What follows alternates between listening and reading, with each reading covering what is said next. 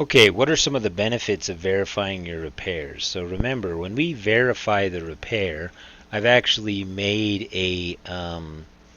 I've done everything right. I've made sure to double check all my measurements. I actually got the component, and now I'm putting it back, or I put it back in the vehicle, and I'm done. At that stage, you're not done. You need to make sure that you look back at the problem. So in this case, we had a cylinder 3 misfire. Is there a misfire again? And so it's critical to be able to look and determine whether or not you fix that misfire. So let's say we replace the spark plug. We're going to run the engine. We're going to hook up a scan tool, and we're going to ensure that that repair has been fixed. Now, some repairs that we perform, especially engine management repairs, it's possible that the vehicle may need to be driven for a certain period of time. It needs to heat up. And so we want to make sure that we reduplicate or duplicate the conditions in which that fault code was set. So when I was a technician, they when they first started to come out with diesel particulate filters, it was challenging to be able to once you'd made a repair to that system to be able to verify.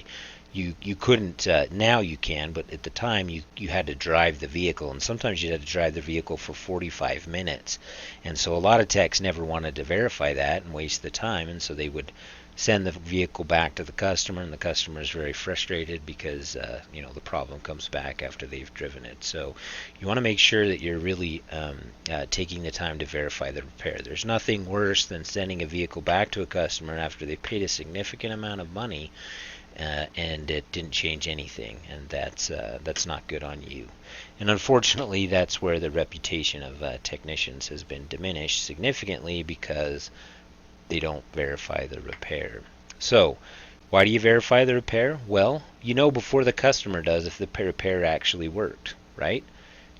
When the customer gets it back, you did your magic underneath there, and it's good to go. But if the fault is still there, then they're think, well, maybe you don't have any idea what you're doing. In case what you did repair did not fix it, you can identify it then, and then you can come up with hopefully a better diagnostic process to be able to figure out what really the problem was, and then you have all kinds of concerns after that. So um, fix it right the first time. Your customer will be happier because the problem is repaired correctly the first time. That's a big deal, right? The customer doesn't want to keep coming back, especially if their vehicle's been down for a certain period of time.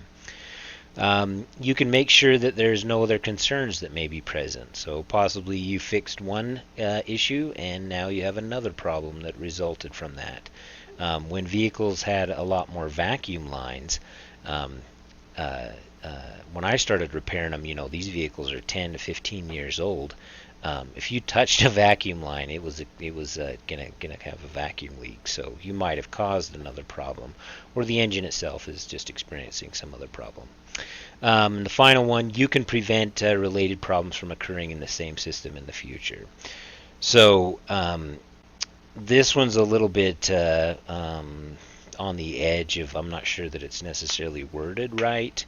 I don't know how they would want to change this, but essentially, when a customer brings a vehicle back and it has a problem that's related to what you did, an example, when I was first a technician, I worked. We had Saturdays. You'd work like every other Saturday.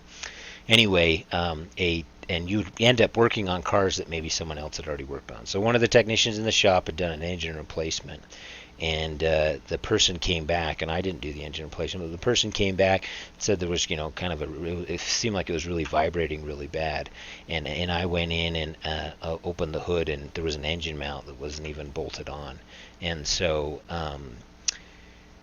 that technician that did the engine swap did not thoroughly verify the repair, and it caused a problem in the system in the future. And so I guess that's what it's identifying. It's not necessarily saying the component that you replaced is the problem, but your process in fixing it, if you didn't verify you really repaired it, that's where the issue is. So all of these should have been selected in order to be right.